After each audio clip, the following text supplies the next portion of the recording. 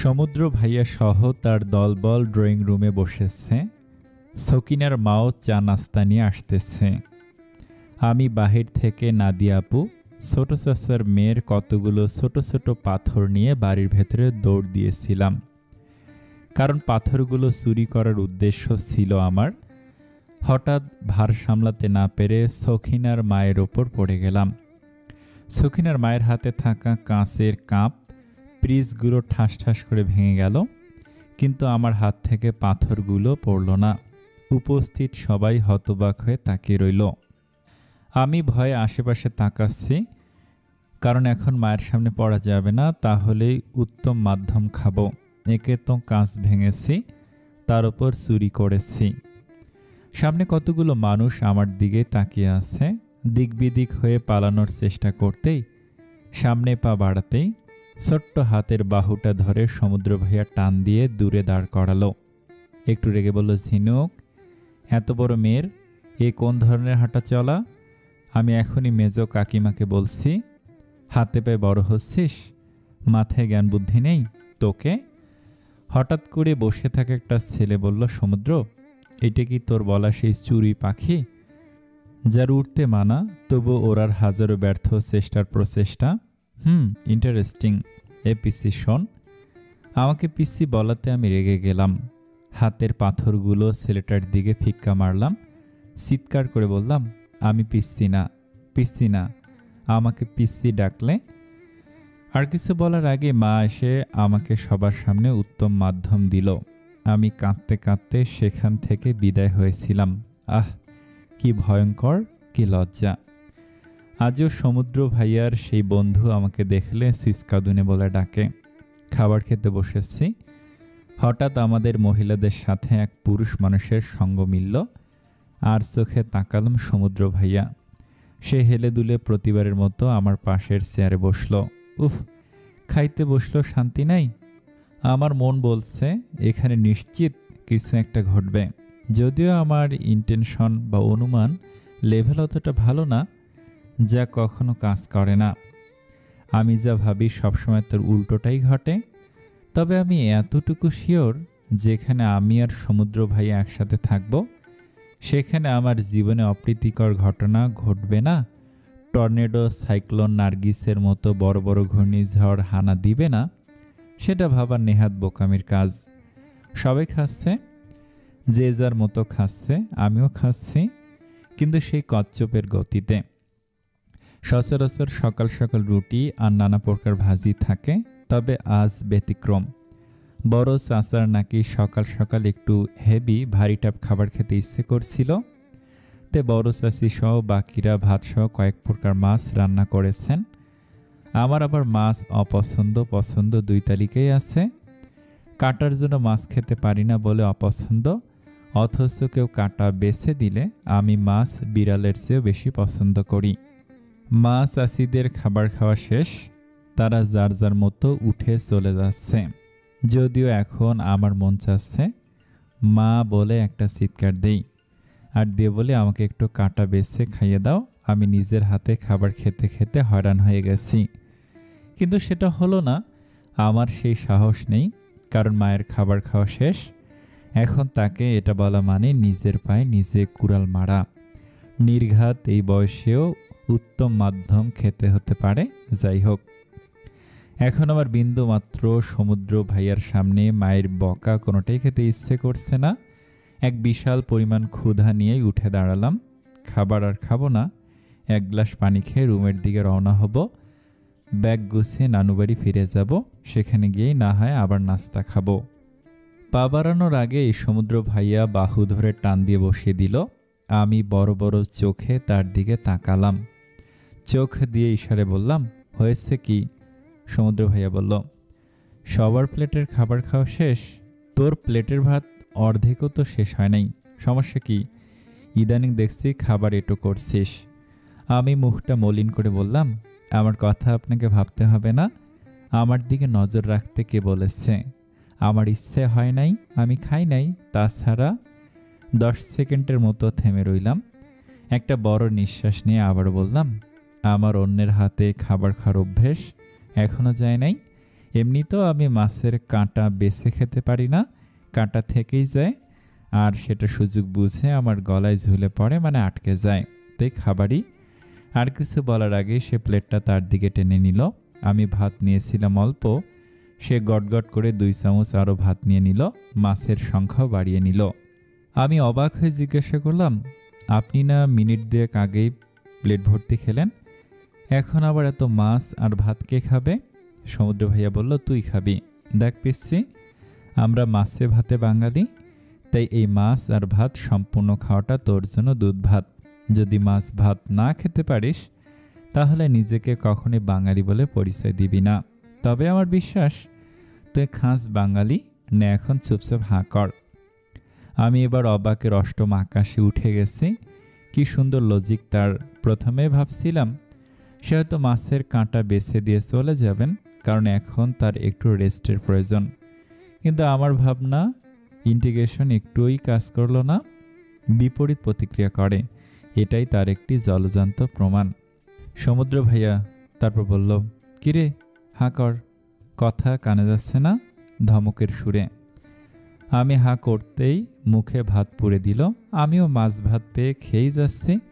মনে মনে ভাবছি, এই বাড়িতে আগে মা অথবা চাচিরা খাবার খেয়ে দিত, বাড়ির কনিষ্ঠ সদস্য বলে। এমন কোনো আহ্লাদ নেই যে আমি পূরণ করি নাই। যখন এ বাড়ি থেকে নানু বাড়ি উঠলাম তখন প্রথম আমার খাবার খেতে কষ্ট হতো। এমনকি একদিন আমি পাক্কা 1 ঘন্টা ধরে খাবার খেয়েছি। ওই দিন সেই কাণ্ডটা নানু দেখার পর থেকে এখন পর্যন্ত আমাকে নানুই খাবার খাইয়ে দেয়। যদিও আমি এখন নিজের হাতে খাবার খাওয়ার অভ্যেস করতেছি, আগের মতো ঘন্টাখানেক লাগে না, মিনিট 10-15 লাগে, তবুও মাঝে মধ্যে আধা ঘন্টার কাছাকাছি চলে যায়। অন্যদিকে সমুদ্র আর ঝিনুকের এহেম কাণ্ড দেখে সখিনা সবার কাছে খবর পৌঁছে দিয়ে এসেছে। সে পৌঁছানো খবর পেয়ে সমুদ্রের মা, ঝিনুকের মা, চাচিরা আড়াল থেকে দেখে মুচকি মুচকি হাসছে। ঝিনুকের মা তারপর বলল, আমার এই বেয়াদব বদরাগী মেয়ের জন্য সমুদ্রের মতো বাঘা তেঁতুলের প্রয়োজন। এত বড় হয়েছে এখনো খাবার খাওয়া শেখেনি, বেয়াদব মেয়ে ঘাড়তেরা। সমুদ্রের মা বলল, আহ মেজো, সারাদিন মেয়েটাকে বকিস, তুই কি জানতি না ও মাছ বেছে খেতে পারে না? যাক, ভালোই হয়েছে, এবার এদের একটু গতি হলেই হয়।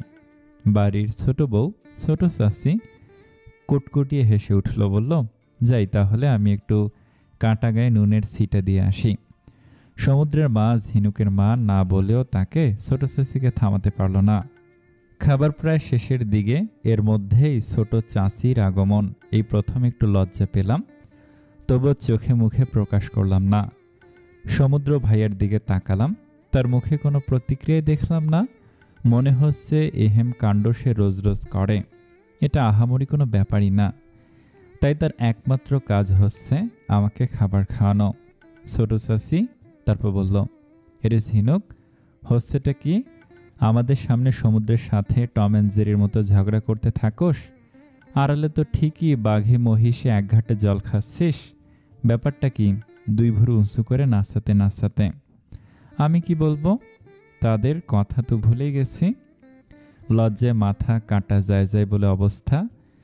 আমি সমুদ্র ভাইয়ের দিকে কাঁদো কাঁদো ফেস করে তাকাতেই সে শেষ খাবারটুকু আমার মুখে পুড়ে দিল, প্লেট নিয়ে রান্নাঘরে চলে গেল। এই সুযোগে চাচি আমার কাছে এসে বলল, কিরে, তাহলে খুশির সংবাদ? তাহলে পাবো আশা করা যায়। লজ্জায় কেঁদে দেব এমন অবস্থা। আমি বুঝেছি এই মহিলা আমাকে এখন জ্বালিয়ে জ্বালিয়ে মারবে। উফ, কি অসহ্য, কি যন্ত্রণা। আমি কিছু বলার আগেই সমুদ্র ভাইয়া বলল, ছোট চাচি, স্বামী স্ত্রীর মাঝে শুধু শুধু কেন এসেছ? কিছু জিনিস দেখেও না দেখার ভান করতে হয়, এতে 2 পক্ষেরই লজ্জার সম্মুখীন হতে হয় না। অবশ্য আমার লজ্জা শরম নেই, ইহা কোনো কালেই আমার ছিল না, ঝিনুকের আছে। চাচির মুখ পরিবর্তন হয়ে গেল, মনে হলো সে লজ্জা পেয়েছে। কিছু না বলেই সে চলে গেল, কিন্তু মুখে অদ্ভুত সুন্দর হাসি, যেন এই মহিলা সহ এবারের প্রতিটা মানুষ চায় সমুদ্র আর আমার একটা গতি হোক। কিন্তু যাই হোক, আমি চাষির যাওয়ার পানি তাকিয়ে রইলাম। সমুদ্র ভাইয়া বলল, ঝিনুক, তোকে খাইয়ে আমি একটা উপকার করেছি, এখন আমার একটা উপকার তুই করে দিবি? আমি বললাম, আমি তো তোমাকে বলি নাই, তুমি করেছো কেন? আমি পারবো। সমুদ্র ভাইয়া বলল, না বলে কোনো শব্দ আমি শুনতে পছন্দ করি না, সেটা তুই জানিস। না শব্দটাতে আমার মারাত্মক ধরনের অ্যালার্জি আছে। আমি তোকে খাইয়েছি, সেটা অতীত। অতীত নিয়ে আমি কখনোই ভাবি না। আমি শুধু ফলের আশা করি। বর্তমান আর ভবিষ্যৎ নিয়ে আমি বেশি মনোযোগী। এখন শোন পিসি, তুই আমার কাছে ঋণী। আমি সমুদ্র খান করতেও পছন্দ করি না। তুই আমার কাছে ঋণী। আমি সমুদ্র ঋণ করতেও পছন্দ করি না। কাউকে ঋণযুক্ত রাখি না। এখন আমার পিছু পিছু আয়। তোকে তো ঋণ শোধ করার একটা সুযোগ দিচ্ছি। কিছু করার নেই, মানতেই হবে। অন্য সময় হলে ঝগড়া করতাম, হাজার বললেও আমি করতাম না, পালাতাম।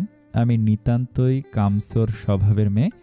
কিন্তু এবার আমি ফেঁসে গেছি, তাই হাঁটতে হাঁটতে প্রায় তার রুমের দিকে চলে যাচ্ছি আর তাকে মনে মনে ঝাড়তেছি। ইস, কথাগুলো শোনো, যেন সাধু সন্ন্যাসী লেভেলের মহারাজ সে।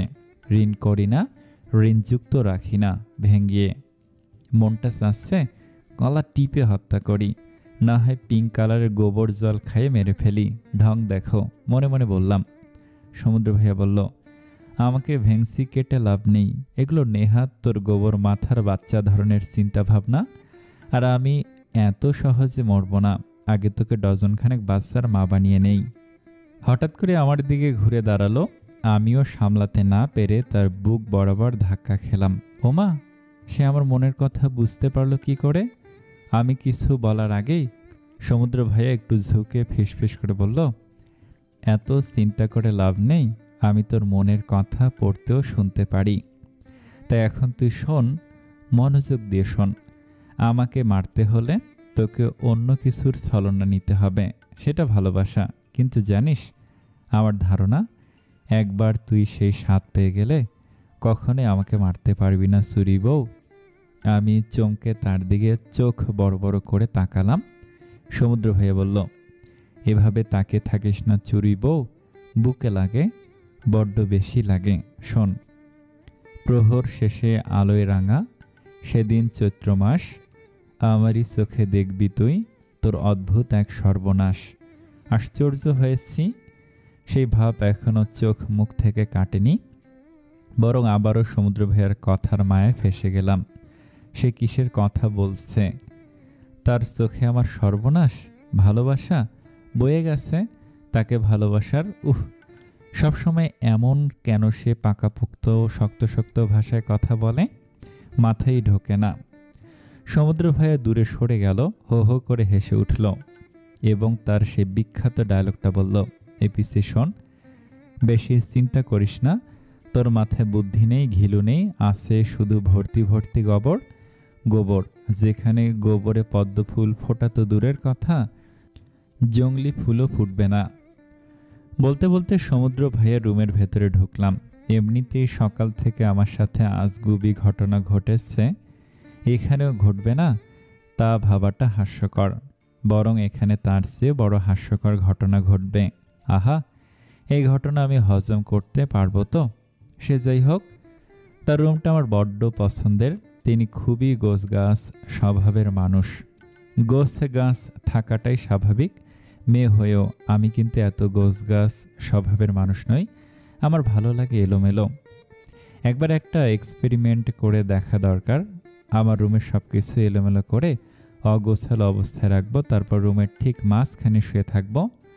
যখন যা লাগবে তখন হাত বাড়িয়ে তা নেব। আহ, কি রাজরানী রাজরানী ভাব, অগোছালো রাজরানী। মনে মনে একটু হেসে উঠলাম। হঠাৎ দরজা বন্ধ করার শব্দে ধ্যান ভাঙল। একটু ভীত কণ্ঠে বললাম, এ কি, আপনি দরজা বন্ধ করছেন কেন? সমুদ্র ভাইয়া বলল, তোকে তা বলার বিন্দু মাত্র প্রয়োজন মনে করছি না। তাছাড়া তুই যে যেখানে সেখানে উদ্ভট চিন্তা ভাবনা করস, সেগুলো বন্ধ কর। এখন যা, খাটে গিয়ে পা তুলে বস, আমি আসছি। চুপচাপ খাটের উপর পা গুটিয়ে বসলাম, কিন্তু মনে মনে ভয় ঠিকই করছে।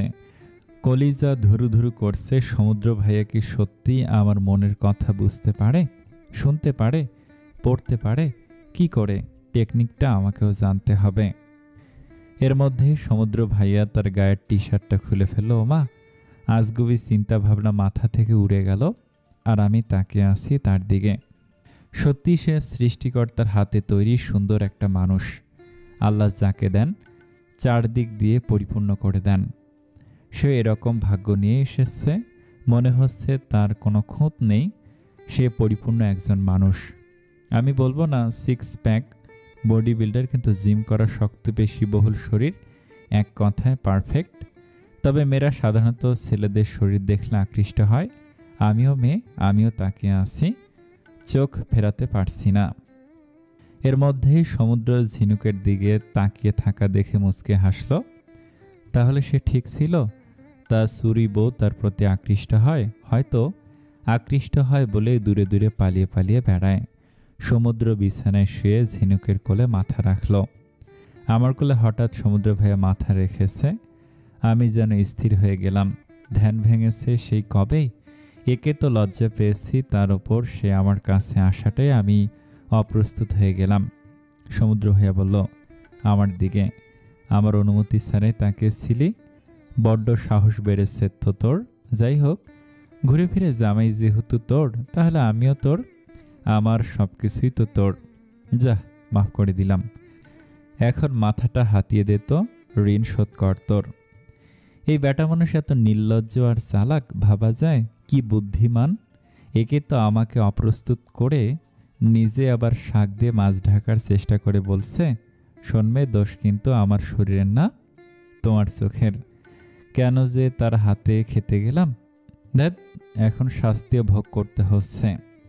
সুন্দর করে মাথা হাতিয়ে দিচ্ছি, মনে মনে বকছি ঠিকই, কিন্তু সমুদ্র ভাইয়ের চুলগুলো নিয়ে খেলতে আমার ভালোই লাগছে। জানি না কতক্ষণ আমি তার মাথা হাতিয়ে দিচ্ছিলাম, কিন্তু ওনাকে কি ঘুম পাড়াবো? আমি নিজেই ঘরে ঢলে পড়লাম ঘুমে। মিনিট 15-20 পর ঝিনুকে নড়াচড়ার কোনো আঁচ না পেয়ে সমুদ্র মাথাটা উঁচু করে তাকিয়ে যেন খাটের থেকে নিচে পড়ল। তার চুরি বউ ঘুমে একাকার। সমুদ্র মুচকি হেসে পাগলি বলে ঝিনুককে বিছানায় শুয়ে দিল। তার পাশে সেও শুয়ে পড়ল। ঝিনুককে জড়িয়ে ধরে সমুদ্র মিনিট 5 মধ্যেই ঘুমের ঘরে চলে গেল। যখন ঘুম ভাঙল তখন নিজেকেই খুব অদ্ভুত অবস্থায় পাই। ইস, কি সাংঘাতিক লজ্জা! সমুদ্র ভাইয়া আমাকে জড়িয়ে ধরে শুয়ে আছে যেন আমি কোলবালিশ। আরে আমি শুয়ে আছি কেন? আমি তো বসেছিলাম। বসে বসে সমুদ্র ভাইয়ের মাথা হাতিয়ে দিচ্ছিলাম। ধ্যাৎ, ওনাকে ঘুম পাড়ার পরিবর্তে আমি নিজেই ঘুমে কুপোকাত। নিশ্চয় তিনিই আমাকে বিছানায় শুয়ে দিয়েছেন। তার ওপর আমার গায়ের ওড়নায় এলোমেলো হয়ে আছে। নিজেই নিজের কাছে একটু লজ্জিত হলাম। সমুদ্র ভাইয়া গভীর ঘুমে আচ্ছন্ন। দিন দুপুরেও কেউ এমন গভীর ঘুমে আচ্ছন্ন হয় আমার জানা ছিল না। রুমে হালকা স্নিগ্ধ আলো ছড়িয়ে আছে। ঘুমন্ত ওনাকে আমার দেখতে ভালো লাগছে। ঘুমন্ত পুরুষ মানুষও সুন্দর হয় জানি না, হয়তো হয়। আমার চোখেও তাকে খুব সুন্দর লাগছে। ঘুমন্ত রাজকুমার। হঠাৎ করে আমার মস্তিষ্ক আমার নিউরনকে ধাক্কা দিল। এসব কি ভাবছি? আমি কেন তাকে নিয়ে ভাবছি? না, আমি তার কাছে থাকতে চাই না। আমার তাকে এড়িয়ে চলা উচিত। উনি এরকম বারে বারে আমার কাছে আসলে আমি তার মায়ায় নিজেকে আটকে ফেলব। আমাকে পালাতে হবে তার মায়াময় আবদ্ধ রংমহল থেকে। সমুদ্র ভাইয়া থেকে নিজেকে মুক্ত করে আস্তে আস্তে বিছানা থেকে নেমে দাঁড়ালাম। হঠাৎ ওড়নাটা টান লাগলো। আমি ভয় ভয়ে চোখে পেছনের দিকে তাকালাম। উফ, স্বস্তি ফিরে পেলাম। সমুদ্র ভাইয়া এখনো ঘুমিয়ে আছে, তবে আর মোড়া ভেঙে নড়ে চড়ে শুয়েছে আর আমার ওড়নাটা হাত দিয়ে শক্ত করে ধরে রেখেছে। আমি আস্তে আস্তে ওড়নাটা টান দিলাম, কিন্তু না, এভাবে ওড়নাটা আনা যাবে না। ওড়নাটা আনতে গেলে উনি জেগে যাবেন। আহ, কি যন্ত্রণা! ওনার কি জন্মই হয়েছে আমাকে যন্ত্রণা দেওয়ার জন্য? কি করব? বিগত 5 মিনিট ধরে দাঁড়িয়ে দাঁড়িয়ে ভাবছি, কোনো সিদ্ধান্ত নিতে পারছি না। বুঝতে পারলাম হাতে তেমন একটা সুবিধার উপায় নেই। প্রথমত সমুদ্র ভাইয়াকে জাগিয়ে আমার ওড়নাটা নিতে হবে, না হয় ওড়নাটা টান দিলেই সে জেগে যাবে। যেই লাউ সেই কদু। আর দ্বিতীয়ত আমাকে আমার ওড়নাটা এই রুমে রেখেই ওড়নাবিহীন চলে যেতে হবে, কিন্তু কেউ দেখলেই বিপদ। উহ, আমার দুঃখে কান্না করতে ইচ্ছে করছে। বাধ্য হয়ে আমি 2 নম্বর অপশনটা বেছে নিলাম। সমুদ্র ভাইয়াকে এখন জাগানো ঠিক হবে না। এক তো ক্লান্ত, তার ওপর আমাকে বিরক্ত করা সর্বোচ্চ ভয়ঙ্কর ভয়ঙ্কর ধাপ বের করতে সে ওস্তাদ। এমনিতে আজকের দিনটা মোটেও সুখকর নয়। অদ্ভুত অদ্ভুত ঘটনা চারদিক থেকে আমার সাথেই ঘটে যাচ্ছে। দরজাটা আস্তে করে খুলে এদিক সেদিক ভালো করে তাকিয়ে দেখছি কেউ আসছে কিনা। না, আমি কাউকেই দেখছি না। রুম থেকে বের হয়ে দরজাটা ভিড়িয়ে আমার রুমের দিকে লাগালাম এক দৌড়। রুমে এসেই বড় বড় নিঃশ্বাস ছাড়লাম। রুমে এসে বড় একটা ধাক্কা খেলাম। ঘড়ির কাঁটায় 3টা বাজে। আল্লাহ রে, এই ব্যাটার লগে আমি দিন দুপুরে প্রায় 7 ঘন্টা ঘুমিয়েছিলাম। সেই সকাল 8টা বা 8:30টার দিকে তার রুমে গিয়েছিলাম। শয়তান, খাটাস মানুষ একটা। ধ্যাত, ইচ্ছে ছিল সমুদ্র ভাইয়ের সাথে কিছু কথা বলে নানু বাড়ি যাব, কিন্তু তা হলো না। সে এখনো ঘুম থেকে ওঠে নাই। আমি রেডি হয়ে নিচে নামতে মা চেঁচিয়ে উঠল, কিরে এই ভর বিকেলে কোথায় যাচ্ছিস? আশেপাশের মহল খুব একটা ভালো না। তোর বড় চাচা সবাইকে, বিশেষ করে মহিলাদের, বাহিরে বের হতে মানা করেছে। আমি নানু বাড়ি ফিরে যাচ্ছি। আমার পড়াশোনার ক্ষতি হচ্ছে। নানু কাল ফোন করে কান্নাকাটি করছে, আর আমাকে ছাড়া ভালো লাগছে না তার। আমারও এখানে ভালো লাগে না। নানুকে মিস করছি। মা থমথমে হয়ে গেছে, কি বলবে বুঝতে পারছে না। নানু ইদানিং একটু অসুস্থ থাকে। সে আমাকে খুবই ভালোবাসে, মাও তা জানে। মা বলল, তুই সমুদ্রকে বলেছিলি? না, সেই সময় পাইনি। তিনি সেই সকালে ঘরে গিয়ে ঘুম দিয়েছে। এখনও ঘুমন্ত অবস্থায় কিনা জানি না। তাছাড়া আমি সুযোগও পাইনি বলার, ভুলেও গেছি। মা একটু রাগী চোখে তাকালো। বুঝলাম মা রেগে গেছে। আমি মায়ের এ স্বভাবটা খুব ভালো মতোই পেয়েছি। হুটহাট করে রাগ উঠে যাওয়া, গায়ে কথার সিটে ফোটাও তরতরিয়ে 440 ভোল্টেজে মাথার রগ উঠে যায়। যাই হোক, মা কিছু বলবে তার আগে আমি বাহির থেকে গাড়ির হর্ন বাজছে তা শুনলাম। গাড়ির হর্ন এক ধেরছে বেজেই চলেছে। আমি বুঝলাম মেহরাব ভাইয়া এসেছে। কিছুক্ষণ আগে আমার তার সাথে কথা হয়েছে। আমাদের বাড়ির কাছে নিকটবর্তী একটি স্থানে সে কাজের জন্য এসেছে। আমি নানু বাড়ি যাব বলাতে সে নিয়ে যেতে এসেছে। মেহরাব হচ্ছে আমার মামাতো ভাই। আমার ভাইয়ের অগোচরে সে আমাকে ভাইয়ের মতোই ভালোবাসে। মারিয়া মামাতো বোন, আর আমার মধ্যে একটু পার্থক্য করে না। তবে মায়ান ভাইয়া মামার 2 ছেলে 1 মেয়ে। ও তার বউ একটু অন্যরকম। আমি মাকে কিছু একটা বলতে না দিয়েই দ্রুত ঘরের বাহিরে চলে গেলাম। গেটের সামনে আসতে দারোয়ান গেট খুলে দিল। গাড়ির ভেতর মেহরাব ভাইয়াকে দেখে আমার খুব ভালো লাগলো। দৌড়ে গাড়ির দিকে গেলাম। তিনি গাড়ির ড্রাইভিং সিটে বসা। আমাকে দেখে স্নিগ্ধ একটা হাসি দিল। ঝুঁকে গাড়ির দরজাটা ভেতর থেকে খুলে দিল। অন্যদিকে উচ্চ গাড়ির হর্নে ঘুম ভেঙে গেল সমুদ্রের। খুবই বিরক্ত প্রকাশ করলো। আশেপাশে তাকালো। মন এবং চোখ একজনকে খুঁজছে, কিন্তু তার হদিশ নেই। হাতে চুরি বউয়ের ওড়নাটা দেখে মুচকি হাসলো। তাহার পাখি পালিয়েছে, কিন্তু কখন? এত গভীর ঘুম তো সমুদ্রের কখনো হয় না। তবে আজ কি করে হলো? চুরি বউয়ের ছোঁয়ায় আবেশ হয়তো। আবার হর্নটা বেজে উঠল। সে পা ফেলিয়ে ঘুমো ঘুমো চোখে বারান্দায় গেল। বারান্দায় দাঁড়িয়ে চমকে উঠল। একটি মেয়ে ঝিনুকের মতোই দেখতে। অজ্ঞাত এক ব্যক্তির গাড়ির ফ্রন্ট সিটে হাসি মুখে বসছে। ড্রাইভিং সিটে বসা ছেলেটিকে সে দেখতে পেল না। চোখের সামনে গাড়িটি চলে গেল। সমুদ্র মিনিট 2 ঝিম মেরে বারান্দায় দাঁড়িয়ে আছে। সে আসলে যা দেখেছে ঠিক দেখেছে, নাকি ঘুমের ঘরে অচেতন অবস্থায় দেখছে? দ্রুত ওয়াশরুমে গিয়ে চোখে পানি দিল সে। ঘুমের রেশ এখনও কাটছে না। আজ টানা 3-4 দিন ধরে সে ভালোমতো ঘুমানোর সুযোগ পায় না। বাধ্য হয়ে একবার শাওয়ারের নিচে দাঁড়িয়ে গেল। শাওয়ার তো করছে, কিন্তু মাথার মধ্যে অন্য কিছু নড়ে চড়ে উঠেছে। বারবার ভাবছে, নিজেকে বারবার বোঝাচ্ছে হয়তো সে ভুল দেখেছে। ঝিনুক রুমে আছে, না হয় মা চাচিদের সাথে আছে। এটা তার মনের ভুল, কিন্তু তার মন মানতে নারাজ। তার মন বারবার মেয়েটিকে ঝিনুক বলে দাবি করছে। মিনিট 10 পর শাওয়ার শেষ করে ওয়াশরুম থেকে বের হলো। একটা পাতলা টি শার্ট আর একটা প্যান্ট পরে দ্রুত রুম থেকে বের হয়ে ঝিনুকের রুমের দিকে চলে গেল। ঝিনুকের রুমটি খোলাই ছিল, তাই সহজেই সমুদ্র রুমের ভেতর চলে গেল। কিন্তু আশাহত হয়ে গেল, রুমে ঝিনুক নেই। আশেপাশে সব কিছুই ঠিকঠাক আছে বললে ভুল হবে, সব কিছু এলোমেলো হয়ে আছে। সমুদ্র ভেবে পায় না এই মেয়েটা এত এলোমেলো কেন, এই মেয়ের সাথে কিভাবে সংসারটা পাতবে, বাচ্চাগুলো তো এই মেয়ের মতোই হবে। হঠাৎ করে সমুদ্রের চোখ যায় একটা চকচকে চিরকুটের ওপর, যেটি ঝিনুকের ছোট্ট টেবিলটির ড্রয়ারে পড়ে আছে। ড্রয়ারটি খোলা ছিল আর চিরকুটের ধরনটা বেশ চেনা চেনা লাগছে। সমুদ্র এগিয়ে গেল, চিরকুটটা হাতে নিল। চিরকুটটা খুলতেই হাতের লেখাগুলো দেখে বুঝতে বাকি রইল না, আগের বার যে চিরকুটের জন্য সে রেস্টুরেন্টে তোলপাড় চালিয়েছিল, এটাও সেই একই ব্যক্তির দেয়া চিরকুট। কিন্তু এটা ঝিনুকের রুমে এলো কি করে? চিরকুটের লেখাগুলো ভালো করে পড়ল। সমুদ্রের চোখ মুখ শক্ত হয়ে উঠল। ঝিনুকের ওপর রাগ বেড়ে গেল। ঝিনুককে এখন হাতের কাছে পেলে কাঁচা চিবিয়ে খেয়ে ফেলতে দুইবারও ভাববে না সে। ঝিনুক কি করে তাকে সহ পরিবারের প্রত্যেকটি সদস্যকে মিথ্যে কথা বলতে পারল? ঝিনুক ছেলেটিকে চিনে না, এত বড় মিথ্যা কথা। দাঁতে দাঁত চেপে সমুদ্র বলল, ঝিনুক বড্ড ভুল করেছিস, তোকে এখন আমি ভালোবেসে সব কিছুতেই ছাড় দিয়ে দিচ্ছি, তবে এবার বাড়াবাড়ি পর্যায়টা বেশি হয়ে গেছে। ঝিনুক ঝিনুক বলে জোরে জোরে চিল্লিয়ে সমুদ্র শেখ রংমহলের আকাশ উঠিয়ে ফেলেছে।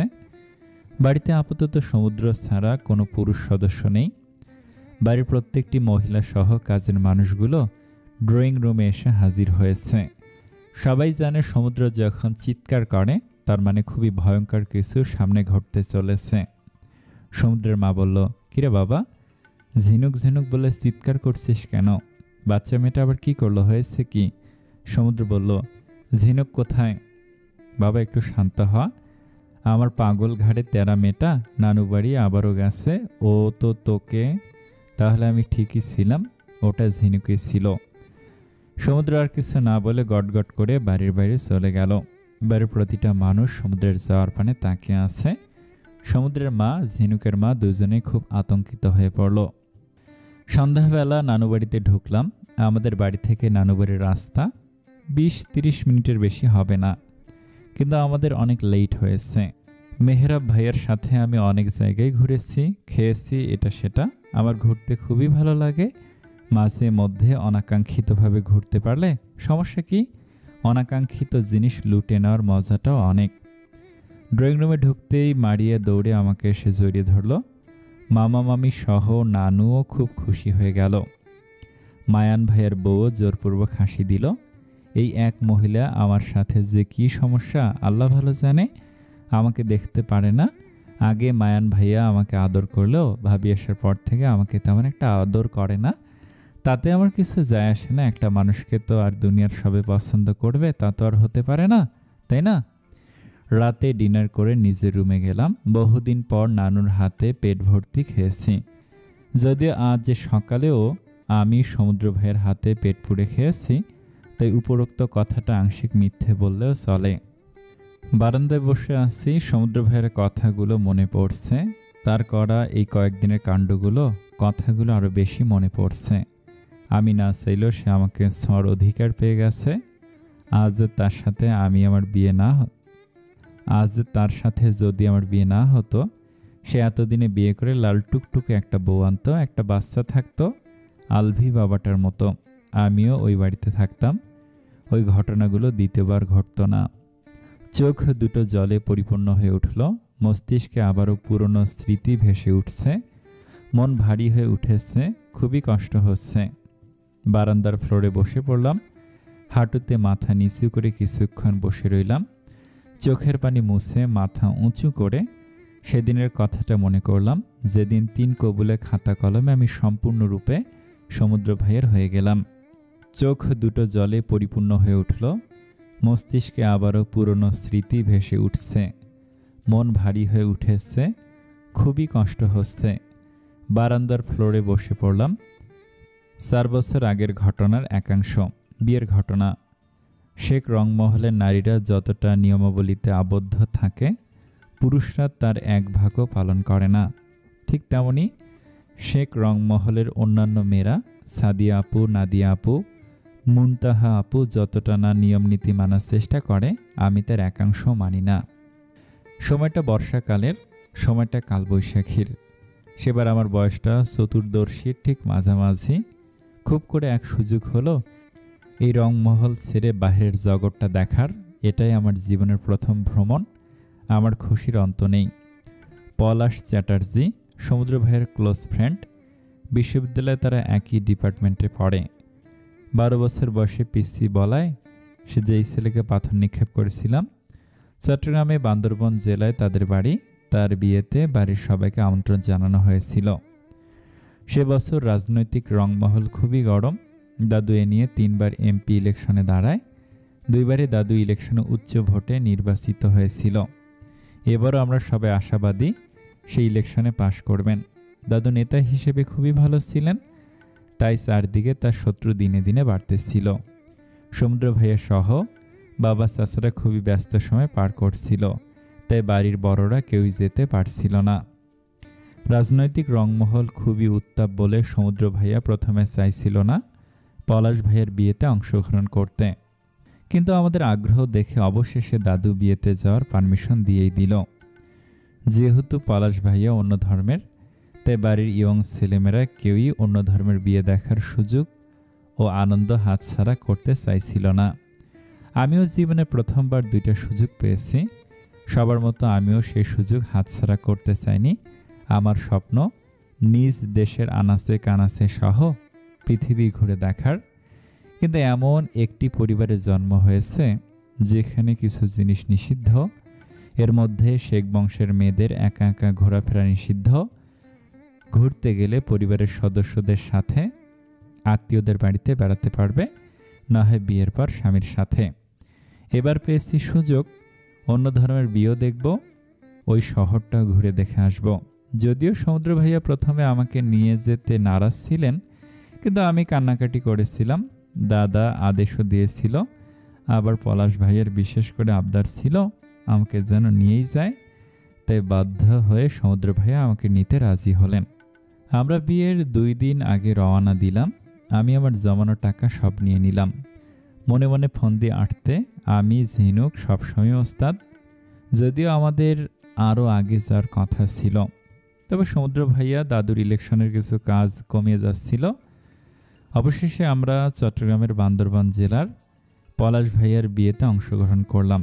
বিয়ের 2টো দিনই আমরা খুব আনন্দে কাটালাম। সমুদ্র ও পলাশ ভাইয়ার আরও বন্ধুরা এসেছিল। এ 2 দিনে আমার সাথে ওই বাড়ির সবার সখ্যতা গড়ে উঠেছিল। সেবার প্রথম আমি সমুদ্র ভাইয়াকে আমার প্রতি একটু অন্যরকম দেখেছিলাম। সবসময় খেয়াল রাখেন, চোখে চোখে রাখেন। ক্ষুদ্র ক্ষুদ্র আমার প্রতিটি কদমের এক অন্যরকম যত্ন করলেন। তবে সবে চতুর্দর্শীতে কন্যা আমি, খুব একটা খেয়াল করিনি। পলাশ ভাইয়ের বাড়িতেও আমার খুব খাতির যত্ন করা হয়েছিল, যেন স্পেশাল গেস্ট আমি। সমুদ্র ভাইয়ার অন্য বন্ধুবান্ধবরাও সহ আপুরা, সাদিয়া আপু, নাদিয়া আপু, মুনতাহা আপু, নাজিম ভাইয়া ও কানাঘুষা করে হাসত। ব্যাপারটা সবাই জানলেও আমি জানতাম না, যদিও আমি জানার চেষ্টা কম করিনি। তবে কেউ আমাকে পাত্তা দেয় নাই, যেন আমি দুধ ভাত। বিয়ের দিন যেহেতু পলাশ ভাই হিন্দু সম্প্রদায়ের, তাই রীতিমতো তার বিয়ে বিশাল একটা মন্দিরে হয়েছিল। তার বিয়ের শুভ লগ্নটা ছিল সন্ধ্যা বিকেলে। মন্দিরে গিয়ে আমি সেবার প্রথম অন্য ধর্মের অনুসারীদের, প্রভুদের দেখেছিলাম। সবসময় টিভি আর মোবাইলেই দেখতাম, নিজ চোখে প্রথমবার দেখে বিস্ময় খেয়েছিলাম। ঘুরে ঘুরে মন্দিরের চারদিকের পরিবেশ দেখছিলাম। সাক্ষী হয়েছিলাম আমাদের দেশের সংখ্যালঘু সম্প্রদায়ের অন্যতম সংস্কৃতির সাথেও। আমার সাথে আসা সাদিয়া আপু, নাদিয়া আপু, মুনতাহা আপু, নাজিম ভাইয়া ছিলেন আমার থেকে বড়, তাই তাদের সাথে আমি বিয়ের কোনো আনন্দই পাচ্ছিলাম না।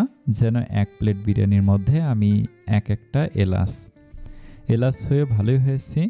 সুযোগ পেয়ে গেলাম একটু শয়তানি বুদ্ধি কাজে লাগানোর।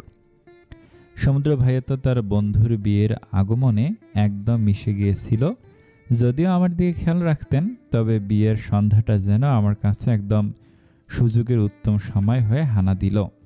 মন্দিরের পিছন দিকটায় বড় বড় গাছপালা দিয়ে ভর্তি। সম্পূর্ণ মন্দির ঘুরে দেখার পর মন্দিরের পিছন দিকে গেলাম। এ পাশটা সম্পূর্ণ ফাঁকা। আমি যে বিয়ের আমেজে ছেড়ে এদিকটা এসেছি, এটা পরিচিত সকলেরই অজানা। সন্ধ্যা হয়ে এসেছে, চারপাশ থেকে ঝিঝি পোকার কান্নার আওয়াজ শোনা যাচ্ছে। হালকা হালকা বাতাসে বড় বড় গাছপালাগুলো এদিক সেদিক ভুতুরে নাচ দিচ্ছে, আর শোষ করে বাতাসের শব্দ যেন কারো চিকন গলার কান্নার আওয়াজে রূপ নিচ্ছে। সন্ধ্যার কালো অন্ধকার যত ঘন হচ্ছে, রাতে নিশাচরদের চলাফেরার আওয়াজও বেড়ে যাচ্ছে। হঠাৎ করে মন্দিরের বড় ঘণ্টাটা বেজে উঠল। আমি ভয়ে চিৎকার দিয়ে উঠলাম, কিন্তু আমার চিৎকার যেন এই অদ্ভুত পরিবেশটাই গিলে খেয়ে ফেলল। অন্য কেউ যেন আমার চিৎকার শুনলই না, হারিয়ে গেল অদৃশ্যে অজানায়। আমি আর দাঁড়িয়ে থাকতে চাইলাম না, চলে যাব। হঠাৎ পেছন থেকে কেউ আমার মুখ চেপে ধরল। মিনিট দুয়েক ছোটার জন্য ধস্তাধস্তি করলাম, কিন্তু ব্যক্তিটির শক্তির সাথে আমি পেরে উঠলাম না, সেখানেই বেহুশ হয়ে পড়লাম। অন্যদিকে বিয়ে শেষ, তখন প্রায় 7টা বা 7:30টার উপরে। সবাই এখন বাড়ি ফিরে যাবে। সমুদ্র এতক্ষণ পর ঝিনুকের খোঁজে সাদিয়ার কাছে গেল, কিন্তু সাদিয়ারা জানতই না ঝিনুক কোথায়। চারিদিকে সব জায়গায় ঝিনুককে খোঁজা শুরু হলো। একটা হইচই পড়ে গেল, কিন্তু ঝিনুকের যেন হদিশে নেই। সমুদ্র যেন একটু উত্তেজিত হয়ে পড়ল, কিন্তু সবার সামনে নিজেকে যথাসম্ভব শক্ত ও শান্ত রাখছে বারবার। একটা ছেলে হঠাৎ করে বলে উঠল, সে ঝিনুককে মন্দিরের পিছনে যেতে দেখেছিল। কথাটা সমুদ্রের কর্ণকুহরে পৌঁছাতে যত সেকেন্ড সময় লাগলো, ঠিক তার চেয়ে কম সময়ে সমুদ্র প্রতিক্রিয়া করল। সব ফেলে মন্দিরের পিছনে দৌড় লাগালো। সমুদ্র মনে মনে আল্লাহকে বারবার স্মরণে আনলো। মন ও মস্তিষ্ক দুটোই চাচ্ছে মন্দিরের পিছনে যেতেই ঝিনুকের মায়াময় মুখ দেখতে পাবে। ঝিনুককে দেখলে সাথে সাথে জড়িয়ে ধরবে আর ইচ্ছে মতো বকবে। কোন সাহসে সে এত বড় কাজ করলো? সমুদ্রের মতো শক্তপোক্ত মানুষকে ভয় পাইয়ে দিল। মন্দিরের পেছনে আসতেই সমুদ্র ধাক্কা খেয়ে গেল। ঝিনুক নেই, ঝিনুকের ওড়নাটা পড়ে আছে। সমুদ্র ওড়নাটা দেখা মাত্রই চিনে ফেলল, কারণ এই ড্রেসটাই তো সে ঝিনুককে পছন্দ করে কিনে দিয়েছিল। সমুদ্র ওড়নাটা হাতে নিয়ে ঝিনুক বলে জোরে চিৎকার দিয়ে হাঁটু গেড়ে বসে পড়ল। সমুদ্রের পিছন পিছন বাকিরাও ছুটে এসেছিল। সমুদ্রের চিৎকারে সবাই কেঁপে উঠল। নাজিম সমুদ্রকে সামাল দিতে লাগলো। সমুদ্র কান্না করছে, শক্তপোক্ত মানুষটি কান্না করছে। পরিচিত সবাই অবাক হয়ে তাকিয়ে আছে। হঠাৎ করে সমুদ্রের মোবাইলে একটি কল এলো। সমুদ্র ফোন কল রিসিভ করতেই ফোনটা রাগে আছাড় দিল। চোখ দুটো টকটকে লাল হয়ে উঠল। জ্ঞান ফিরতে নিজেকে একটা রুমের বাড়িতে নিজেকে শোয়া অবস্থায় পায়। খড়ের রুম, শোষো করে বাতাস ঢুকছে রুমটাতে। মাথাটা প্রচণ্ড পরিমাণে ব্যথা করছে। আশেপাশে কেউ নেই, তাই আস্তে আস্তে উঠে বসলাম। কিছুক্ষণ আগের ঘটনাটি মনে পড়তেই ভয়ে একটু কুঁকড়ে গেলাম। আস্তে আস্তে শব্দ না করে দরজার দিকে এগিয়ে গেলাম। বাহির থেকে কয়েকজন লোকের কণ্ঠস্বর ভেসে আসছে। দরজাটা ভিড়িয়েই ছিল। ফাঁকা দিয়ে আমি উঁকি দিতেই 6 থেকে 7 জন পুরুষ মানুষকে দেখতে পেলাম। এর মধ্যে সুটবুট পরা একজন লোক বলল, ওর মধ্যমণিকে তুলে এনেছিস, এনে পুরস্কার। কয়েক বান্ডেল নোট তাদের দিল। অন্য একজন বলল, সাহেব, পোলাটা যদি না আসে তাহলে মেয়েটারে কি করবো? সাহেবওয়ালা লোক বলল, তোরে দিয়ে দিলাম, যা খুশি তাই করিস, আর ও আসলে ওরে 0 পয়েন্টে রেখে উড়িয়ে দিবি। শেখ রংমহলের অস্তিত্ব আমি রাজনৈতিক রংমহল থেকে ঝেড়ে ফেলতে চাই। লোকগুলো খুশি হয়ে গেল, বলল, সাহেব, মাইয়াডা পরিনেহান, কচিও একেবারে নাইকা, আমরা ভাগ করে খামু, তারপর আমাগো মহলে বন্দি করে রাহুম কয়েক মাস, তারপর বর্ডার পার করে বেঁচে দিমু। সুন্দর মেলা আছে, টেহা পামো অনেক। সাহেবওয়ালা লোক বলল, যা ভালো লাগে করিস, আগে আমার কথা শোন। মাইয়া শেখ বংশের, এমপি মুজিবুর শেখের নাতনি, সাবধান। ফিসফিসে আরও কিছু বলে লোকটা গাড়ি করে চলে গেল। সবগুলো লোক দেখতে অনেক বিশ্রী। তারা উচ্চ লাউড স্পিকারে গান ছেড়ে দিল। গানের তালে তালে বোতলে কিছু একটা খাচ্ছে। এদিক ওদিক ঢুলে ঢুলে পড়ছে, চিৎকার করে গানের তালে তালে নাচছে। আমি সুযোগ পেয়ে আস্তে আস্তে সনসাপড়া ঘর থেকে বের হলাম। লোকগুলো নিজেদের কাজে ব্যস্ত। এই সুযোগে আমি এই সনের ঘরের পেছন থেকে দৌড় দিলাম। চারিদিকে বড় বড় গাছপালা, অন্ধকার। দৌড়ে কোন দিকে যাচ্ছি কোনো খেয়াল নেই, শুধু দৌড়াচ্ছি। এতক্ষণে হয়তো লোকগুলো টের পেয়ে গেছে আমি ঘরে নেই। তাদের ধরার আগে আমাকে তাদের হাতের নাগাল থেকে পালাতে হবে। জঙ্গলের ভেতর একটুখানি আলো দেখছি। কেউ মনে হয় এদিকে আসছে। কে আসছে জানি না, হয়তো আল্লাহ আমার শুভাকাঙ্ক্ষী হিসেবে কাউকে পাঠিয়েছেন। আমি দৌড়ে লোকটির পেছনে গিয়ে উল্টিয়ে পড়লাম। মাথা ব্যথাটাও এখনও কমে নাই, তার উপর অনেকটা পথ অন্ধকারে দৌড়েছি।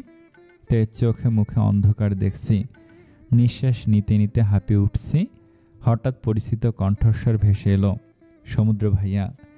এটা সমুদ্র ভাইয়া ছিল। সে আমাকে দেখতে পেয়ে দৌড়ে এসে বুকে জড়িয়ে নিল, হাউমাউ করে কান্না শুরু করে দিল। বলল, ঝিনুক ঝিনুক।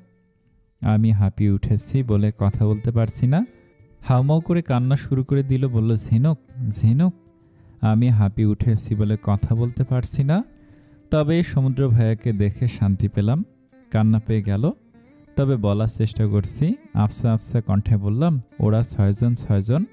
ওরা আসছে, একজনের আদেশ পালন করছে, আমাকে তোমাকে মেরে ফেলবে, পালাও।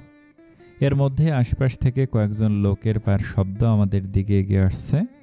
সমুদ্র ভাইয়া আমাকে উঠাতে উঠাতেই দুজন লোক সমুদ্র ভাইয়ের ওপর ঝাঁপিয়ে পড়ল। আচমকা ঝাঁপিয়ে পড়াতে সমুদ্র ভাইয়া প্রথমে সামলাতে না পারলেও পরবর্তীতে সেও সমানে সমানে টক্কর দিচ্ছে। হঠাৎ আরেকজন লোক উপস্থিত হলো। সে সমুদ্র ভাইয়ের মাথায় শক্ত লাঠি দিয়ে বাড়ি দিল। সমুদ্র ভাইয়া হাঁটু গেড়ে বসে পড়ল। মুহূর্তে রক্ত পড়া শুরু করলো। লোকটা লাঠিটা ফিক্কা মেরে আমার সামনেই ফেলল। লাথি মেরে সমুদ্র ভাইয়াকে নিচে ফেলে দিল। সমুদ্র ভাইয়া মাথায় হাত রেখে ব্যথায় ছটফট করছে। লোকটা অন্য দুজন লোকদের বলল, আমি সামলাচ্ছি, বস ওদিকটায় গেছে, নিয়ে আয়, আর তুই সাহেবরে খবর দে। দুজন দুজনের কাজে নেমে গেল। নেট কাজ করতেছে না বলে একজন একটু দূরে সরে গেল। এক পর্যায়ে অন্ধকারে মিলে গেল। এখানে উপস্থিত একজন লোক, সে সমুদ্র ভাইয়ের সামনে বসে সমুদ্র ভাইয়ের মাথাটা এদিক সেদিক নাড়াতে লাগলো। জানি না কোথা থেকে শক্তি এলো, আমি উঠে দাঁড়ালাম। লাঠিটা আস্তে আস্তে হাতে নিলাম। লোকটার মাথা বরাবর শরীরের সর্বোচ্চ শক্তি দিয়ে দিলাম বাড়ি। ঠক করে একটা শব্দ ভেসে এলো, সাথে সাথেই ফিনকি দিয়ে রক্ত ছুটতে শুরু করলো। লোকটা কোনো প্রতিক্রিয়া না করে মাটিতে ধপ করে পড়ে গেল। দুজন দুজনের কাজে নেমে গেল। নেট কাজ করতেছে না বলে একজন একটু দূরে সরে গেল। এক পর্যায়ে অন্ধকারে মিশে গেল। আমি দ্রুত সমুদ্র ভাইয়ের দিকে গেলাম। বললাম, সমুদ্র ভাই ওঠো, পালাতে হবে। মাথাটা ধরে সমুদ্র ভাই ওঠার চেষ্টা করতে আবারও ধপাস করে মাটিতে পড়ে গেল। এভাবে করলে হবে না সমুদ্র ভাইয়া, আমাদের পালাতে হবে। হাতের সময়ের সুযোগ খুবই কম। ওদের দলের বাকি মানুষ এসে পড়বে। ওরা খুবই বাজে লোক, ওঠো না। কান্না করতে করতে হেঁচকি তুলে সমুদ্র ভাইয়াকে এগুলো বলছি। সমুদ্র ভাইয়া আবারও ওঠার চেষ্টা করলো, কিছুতেই শক্তি পাচ্ছে না।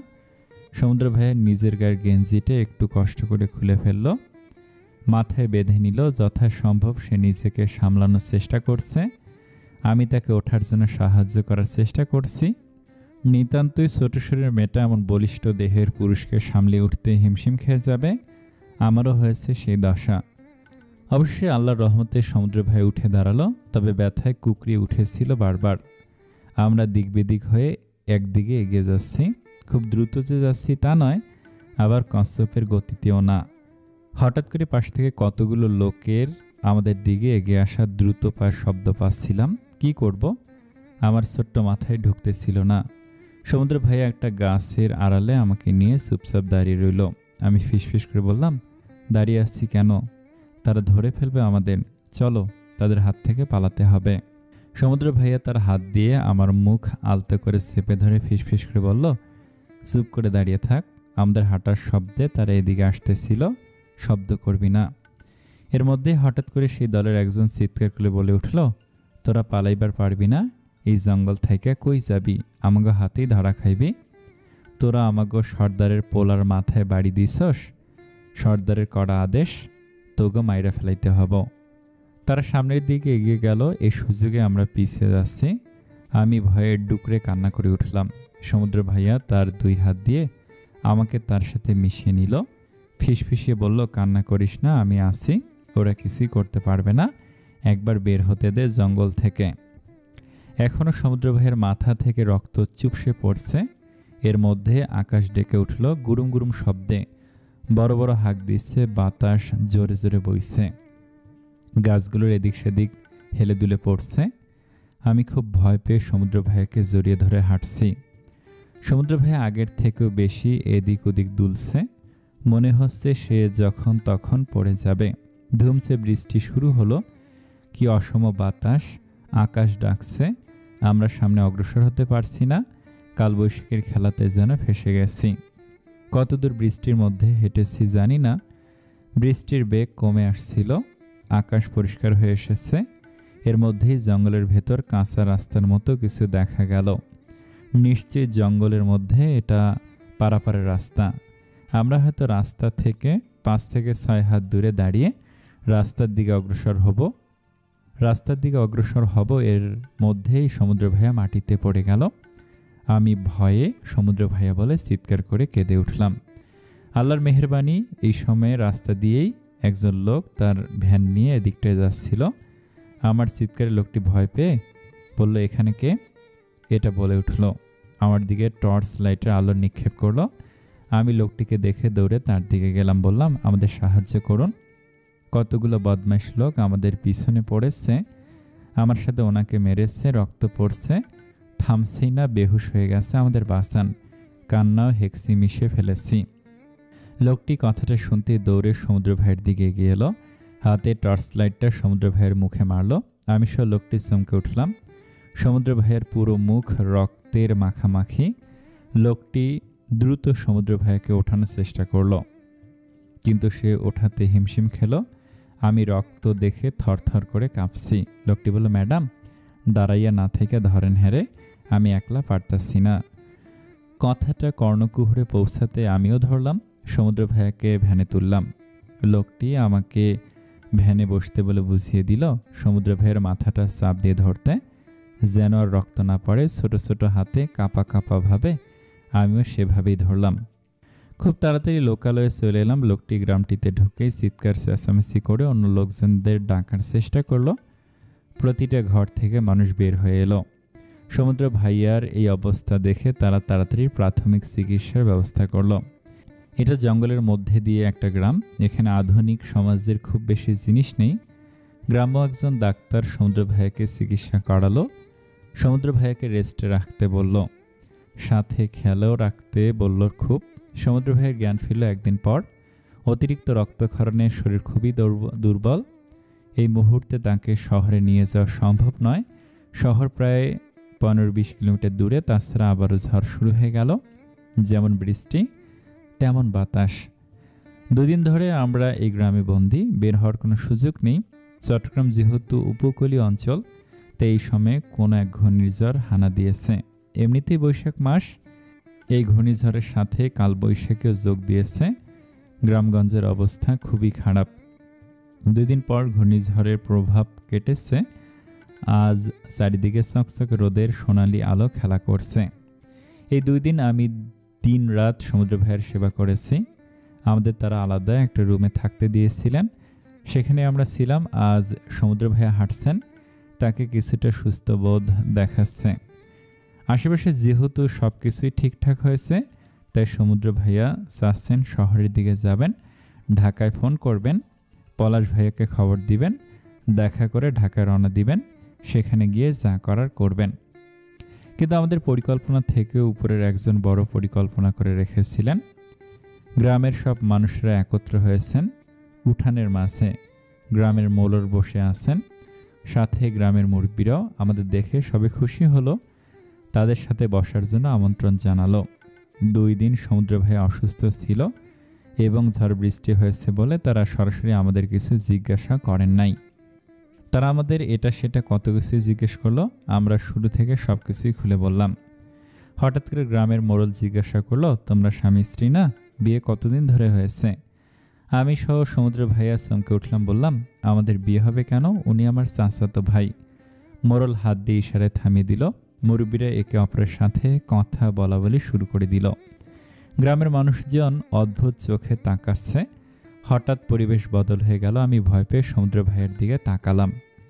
সমুদ্র ভাইয়া আমাকে ইশারায় শান্ত থাকতে বললেন। ঠিকই, কিন্তু সে ভেতর থেকে অশান্ত। সে বুঝতে পারছে না কি হচ্ছে। হঠাৎ এক মুরব্বী বলে উঠল, আজকালকার মেয়ে ছেলেদের লজ্জা শরম নেই। তোমরা ভাই বোন, আমরা বিশ্বাস করবো কেন? এমনও তো হতে পারে অন্য কিছু। আবার 2 দিন একলগে ঘরে থাকলা। দেখো, এত কিছু বলে লাভ নেই। তোমাদের বিয়ে করতে হবে, তাহলে আমরা গ্রাম থেকে বাইরে যাইতে দিমু। কি বলেন আপনারা? গ্রামের সবাইকে উদ্দেশ্য করে সবাই সায় দিল। তারপর কি? আমাদের আপত্তি কোনো কাজে দিল না। কত করে বুঝালাম, ওনারা যা ভাবছেন তেমন কিছু নেই। তবু আগেরকার মানুষ বলে কথা, তারা তাদের কথাটাই রাখল। সমুদ্র ভাইয়ের সাথে আমাকে জোর করেই তারা বিয়ে করিয়ে দিল। হুজুর দিয়ে 3 কবুলে খাতা কলমে বিয়ে সম্পূর্ণ করে দিল। তারপর আমরা শহরে এসে বাকি কাজ করে ঢাকায় রওনা দেই। সারা রাস্তা আমি চুপচাপ ছিলাম। সমুদ্র ভাইয়া কতবার আমাকে এটা সেটা জিজ্ঞেস করেছে। আমি স্থির হয়ে পুতুলের মতো ছিলাম। বাসায় আসতে কারোর সাথে কথা না বলে আমি দৌড়ে নিজের রুমে চলে গিয়েছিলাম। এই ছিল সে অনাকাঙ্ক্ষিত ঘটনা, অনাকাঙ্ক্ষিত রাত, অনাকাঙ্ক্ষিত বিয়ে যা বয়ে বেড়াচ্ছে।